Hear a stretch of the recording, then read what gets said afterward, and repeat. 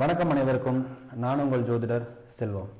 இன்னைக்கான வீடியோவில் நம்ம பார்க்க போகிறது 9 கிரகங்கள் இந்த 12 ராசி கட்டங்களில் போய் அமரும் பொழுது என்ன மாதிரியான விளைவுகளை அவங்க செய்வாங்க, அவங்களுக்கு என்ன வேலை இருக்கு, என்ன வேலையை அவங்க செய்வாங்க அப்படிங்கிறத பார்க்க போறோம். 9 கிரகங்கள் இருக்கு, சூரியன்ல இருந்து ராகு கேது வரைக்கும், சரிதானே?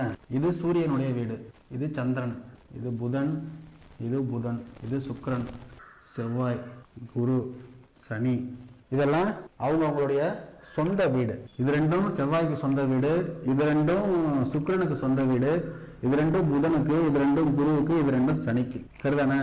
ராகு கேது அப்படிங்கிறவங்களுக்கு சொந்தமா வீடு கிடையாது. அவங்களுக்கு இந்த 12 வீடும் அவங்களோட சொந்த வீடு தான், சரியா?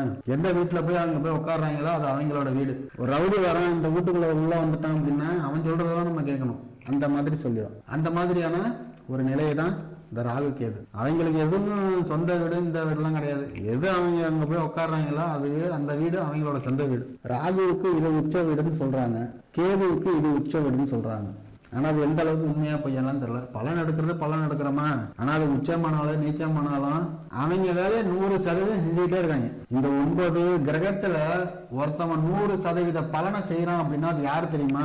உச்சமா இருந்தாலும் சரி, நீச்சமா இருந்தாலும் சரி, ஆட்சியா இருந்தாலும் சரி, பகை வீட்டுல இருந்தாலும் சரி, நட்பு வீட்டுல இருந்தாலும் சரி, திடீசூன்யத்துல இருந்தாலும் சரி, முடக்குல இருந்தாலும் சரி, எந்த கர்மத்துல போய் உட்கார்ந்தாலும் ஒருத்தவன் 100% தான் வேலையை செஞ்சே தீருவான் அப்படின்னா அது ராகுவும் கேதுவும் மட்டும்தான். வேற யாருக்குமே அந்த ஒரு பவர் கிடையாது. செவ்வாயில உட்கார்ந்து இருக்கிறாரு, நட்பு வீட்டுல இருக்கிறாரு, உச்ச வீட்டுல இருக்கிறாரு அப்படின்னா தான் அவருக்கு கொஞ்சம் ஓரளவுக்கு பவர் அதிகம் அப்படின்னு நம்ம எடுக்கலாம். ஆனா இந்த ராகு கேது மட்டும் எங்க போய் உட்கார்ந்தாலும் அவன் தான் பெரிய ஆளுங்க, பாக்கி எல்லாரும் கம்முன்னு இருக்க வேண்டியதுதான். சரி, இந்த புரிதல் ஓகே.